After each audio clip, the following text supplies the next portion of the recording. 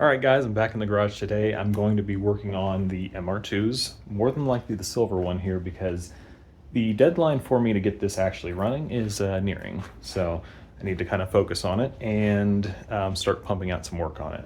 Need to, of course, change the oil feed for the turbo, pull that back out and put the oil pressure sender back in, put the exhaust manifold back on. I need to find the banjo bolt that I had for the fuel rail, hook up the fuel return, and get the injectors back in, put the exhaust back on, put the mass airflow sensor back in, airbox back in here, hook up wiring harness and factory computer again, fill it with oil, make sure timing is correct, and figure out a place to mount a battery. That is going to be the toughest part at this point because since I've removed the factory mounting for the battery box, battery tray, whatever you want to call it, I have to basically make my own, which I'm thinking about putting in here as well in the trunk just to kind of keep it away from the engine heat. But I need to figure out how I'm going to do that. I also need to get axles back in, which won't be that hard. The biggest thing is the axle nut. I think I need a 30mm socket for, which I'm also going to have to go get. Then I can fill it with coolant, oil, start it, make sure it runs. All right, I've done a little bit more organization. I've found all the bolts and stuff for like the exhaust, the banjo bolt for the fuel rail, and axle nuts, which I generally, you want to replace those rather than just reuse them. But this one you may be able to reuse it. I'm just going to look into that. I also remembered I have to put the starter in, so I'm probably going to work on doing the starter first because it's a little bit easier to get it in with the exhaust manifold out of the way. While I'm under there, I can also pull all the turbo feed stuff for now. And then I also have in the mail coming today a 10AN block-off fitting for the oil pan, just so no dirt gets in there, it can be blocked off, no oil leaks out, and be ready for turbo in the future. It'll be great. Although we didn't have whiteout conditions, it is still absolutely freezing out here. My hands are freezing, so I'm gonna take a quick break and then get back. All right, these just came in the mail for me. Apparently there was 2 in this I ordered, but this is the bung to block off the 10AN drain I put in the oil pan for this, for the oil drain for the turbo. So now I can block that off, get the starter in, oil feed, you know the rest. I've already gone over this many times. Let's go.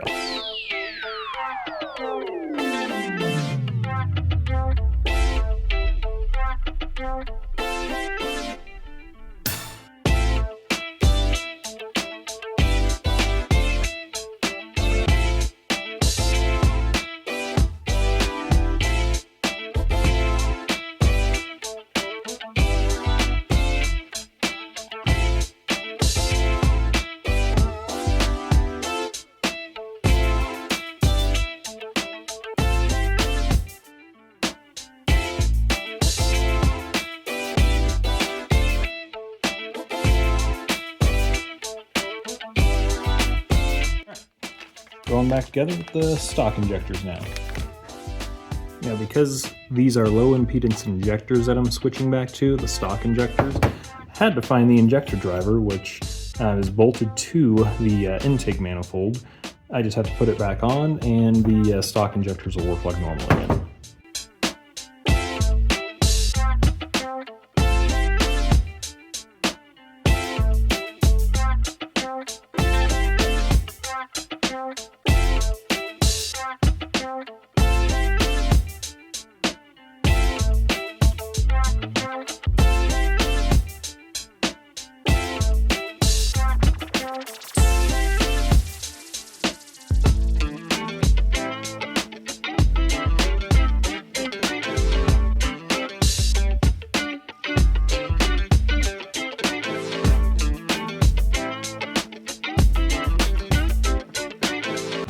All right, and that makes the stock injectors all back in, so we are all good to go there.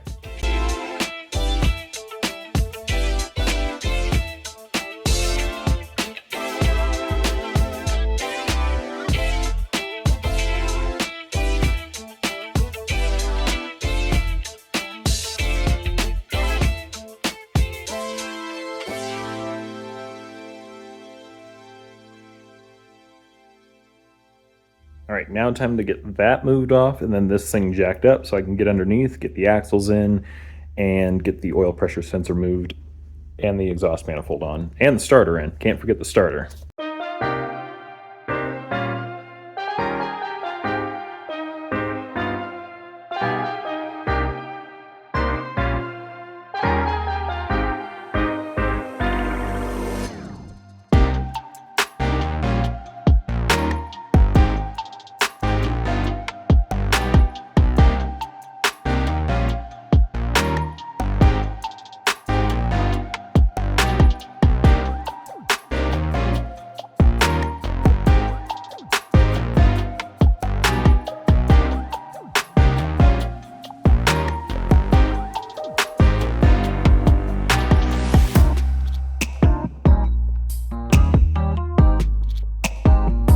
Well, I just realized this isn't going to work because right back here, up against the block, is where the power wire for the starter is. So I'm just going to have to leave this loose, and then once I get the wiring back in here, then I can remount that. But while I'm down here, this is what I need to remove to be able to put the oil pressure sender back in for the dash.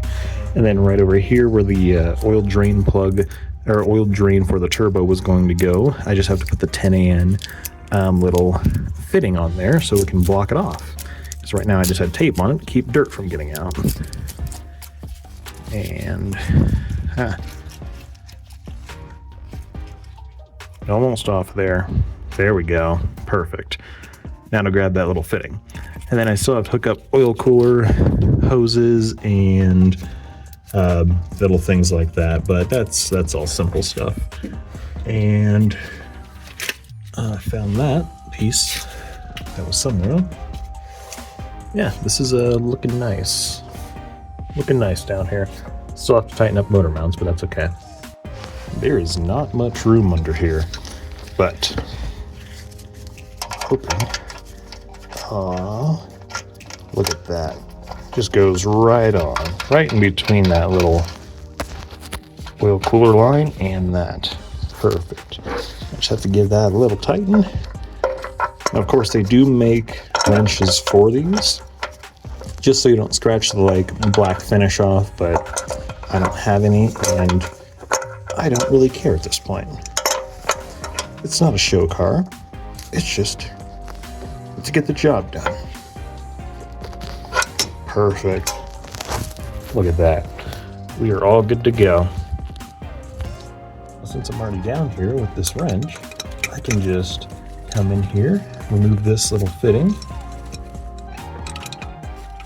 and be done with that. I'll just have to get the thread sealant out and the oil pressure sensor, but that'll be simple stuff. Look at me making progress.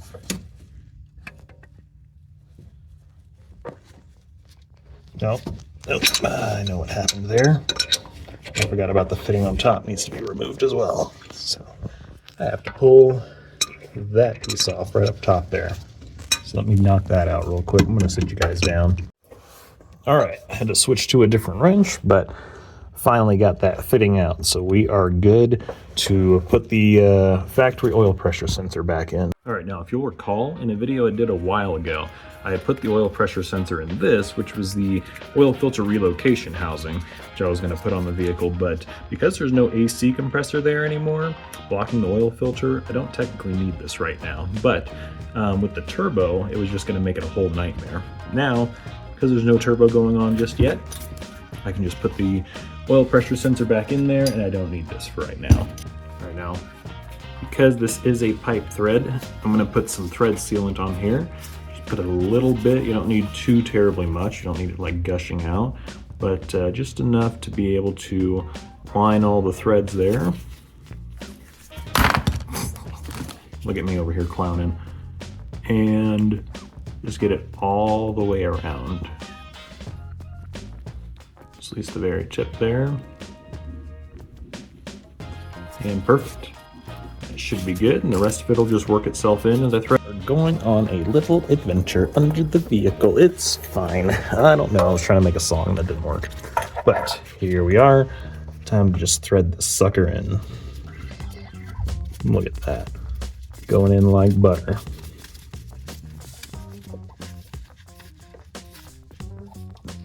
Now, because this is a tapered thread, you don't really have to make it all too tight, but you definitely want it a little bit tighter than hand tight.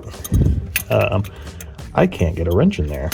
I'm probably going to put a pipe wrench or something on the housing of this and just wrap it around. But as for right now, hand tight will do. All right, got my pipe wrench here. I'm going to get it on here if I can and hopefully rotate this sucker. This thing is a little bit bigger. There we go. Don't need much,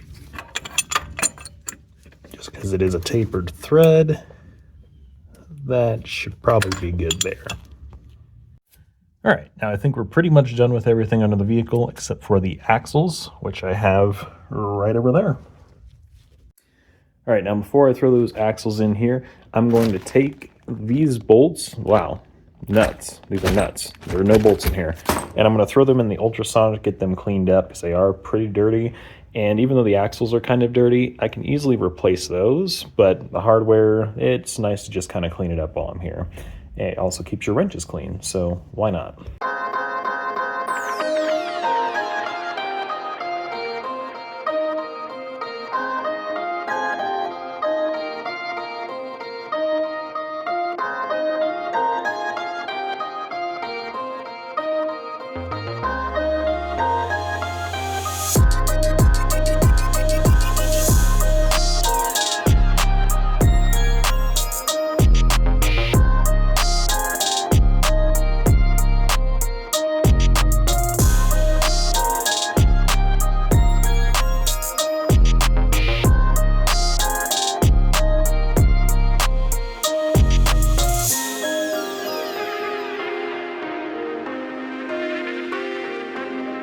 All right, now at this point, I can probably put the exhaust manifold back in, and aside from trying to get that axle back up, but I just have to get the nuts on this axle, get that one back in, probably just use a little bit of a hammer, try to tap it into the hub, but after that, I'll put the exhaust manifold in and then move on to whatever else I can. And of course, no different than before, going back together with some OE gaskets. OE exhaust manifold gasket, that's just going to go in there. Of course, I have the two little O-ring gaskets that go in for the exhaust manifold to the rest of the exhaust, which will go in as well.